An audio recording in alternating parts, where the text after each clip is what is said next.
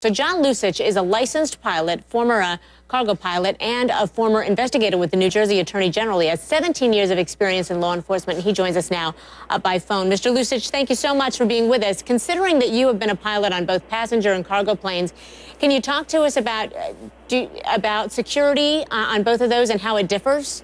Sure, there is a big difference because commercial flights are a lot easier, although very complex, they're a lot easier than cargo pilots, and I'll explain why.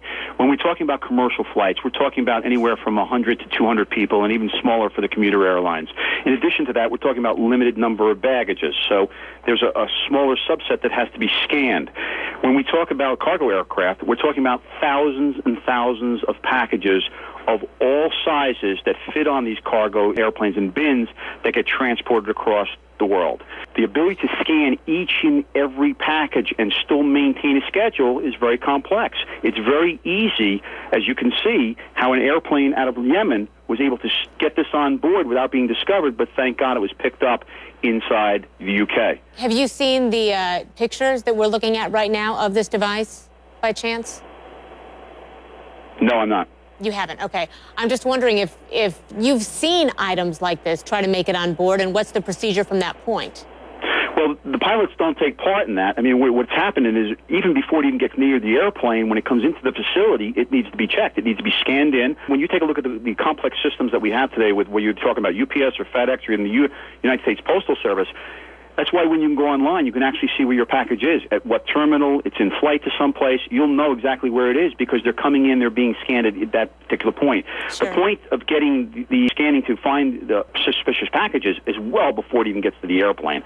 And because certainly once it's loaded on the airplane, the pilots have no way to know or even take a look at any of the packages and the voluminous amount of packages. So as a pilot, how alarmed are you, or how do you feel about the fact that this thing made it on a flight? I've got to tell you that as a pilot, that worries me. And I think what you need to do is go over to the UK and then go back over to Yemen and find out what was done in the UK where they found it and it wasn't found in Yemen, and then change the policies and procedures of how they operate in Yemen. If you can't have a secure facility letting a device get on like that, remember, this came from an outside entity outside the United States, but was bound for Chicago, which could have been disastrous if it wasn't picked up for the UK. So great job in the UK by these experts over there. No doubt, no doubt. Kudos go out to them. Do you think there's any way to trace this, to find the perpetrator here, to trace this to the source that put it on the plane? It's always possible. You know, as a former law enforcement officer of 17 years, there's a lot of things you can do, right down to is there fingerprints on the device. People are not always conscious of where they're touching. And if they're touching it with their plain hands, it's very possible to leave DNA. It's very possible to leave fingerprints. So there is going to be an investigation to trace the source. Whether they ultimately get to that is yet to be seen. But there are a lot of steps that law enforcement is going to be taking, right down to finding out where this thing came from. All righty. John Lucich, a licensed pilot for us and former cargo pilot as well. Thank you so much for your expertise and sharing it with us. We appreciate it very much. Thank you. Sure. Take good care.